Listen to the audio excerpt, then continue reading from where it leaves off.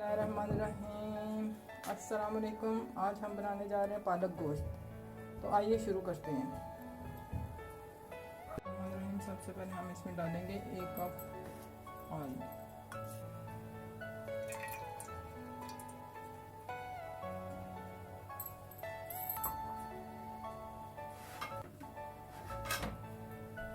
अब हम इसमें डाल रहे हैं लहसुन, 1 बड़ी पोथी है, प्याज बड़े वाला और 1 हरी मिर्च।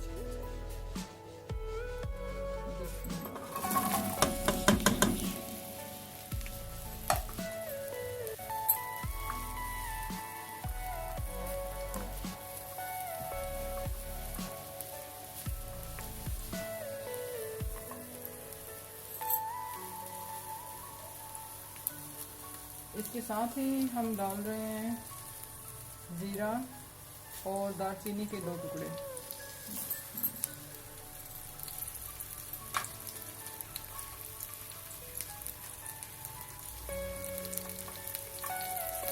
ज़ीरा 1 चम्मच है तकरीबन। अब हम इसे भूनते हैं।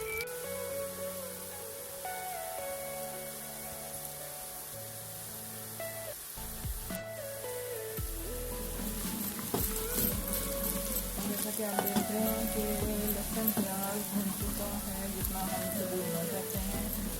अब हम इसमें नमक मिर्च डालेंगे। आपने देखा कि हम इसमें लहसुन और प्याज का पेस्ट नहीं बनाया क्योंकि हम कुकर में बना रहे हैं और गोश्त को भूनते हुए और फिर इसको उबलते हुए इंशाअल्लाह ये इसी में गल जाएगा। इसको पेस्ट बनाने की ज़रूरत नहीं है। तो बाकी रह जाएगी दालचीनी। इसके टुकड़े हम जो हैं 2 हमने डाले थे, तो हम जब पक चुकेगी धनिया हमारे को हम निकाल देंगे। अब हम इसमें डालते हैं नमक और मिर्च हस्ब जायका।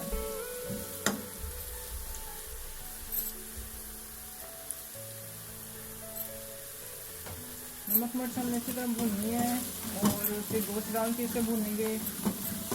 तो अब हम इसमें गोश्त डालेंगे, थोड़ी सी मिर्चों की बनाई डाल दें।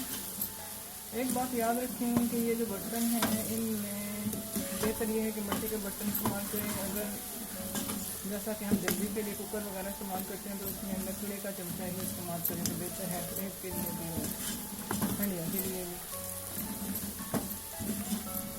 अब हम इसमें थोड़ा सा पानी का छिंटा देते हैं ताकि हमारी मिक्सिंग अच्छी तरह से बन जाए।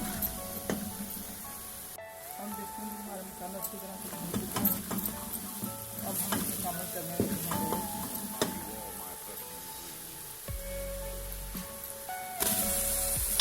गोश्त को हम अच्छी तरह से भून लेंगे।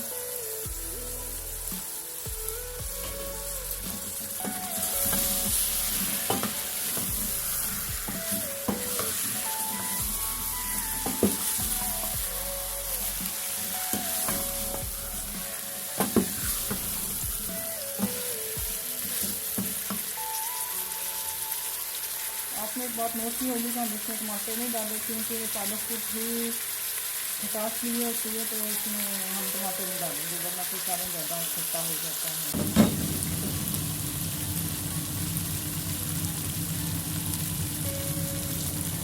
जैसे कि आप देखते हैं कि हमने इसी तरीके से बनाई डाल ली है।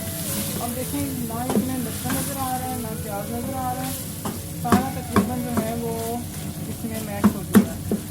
इसका टेस्ट कम है बुनाई के दौरान।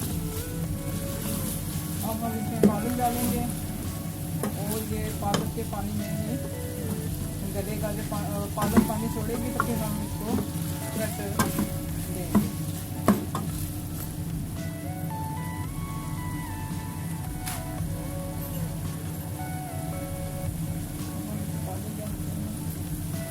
पालक है जी हमारी जाएगा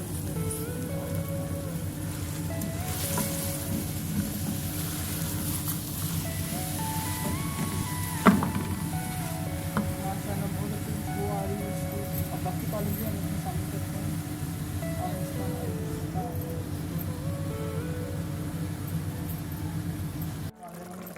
अब आप जैसा कि देख रहे हैं कि पालक ने पानी छोड़ दिया है, पानी बहुत ज़्यादा हो गया। अब हम इसे प्रेशर देंगे, कुकर बंद करेंगे तकरीबन 15 मिनट के लिए और इंशाल्लाह ताला हमारा जो डिश है वो हमारी वो तैयार हो जाएगी।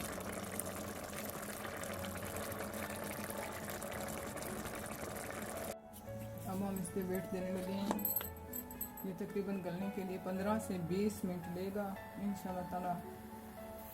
अब हमने वेट लगा दिए हैं। अब देखते हैं हमारी हंडियाँ इंशाल्लाह ताला बहुत अच्छी पकेगी।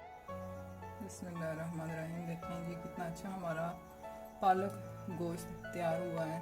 अब हम इसे डिश में निकालते हैं। देखें जी हमारा पालक गोश्त नहायत लजीज तैयार है। आप भी पकाएं, खुद भी खाएं और अपने चाहने वालों को भी पका के खिलाएं। शुक्रिया, थैंक यू फॉर वॉचिंग।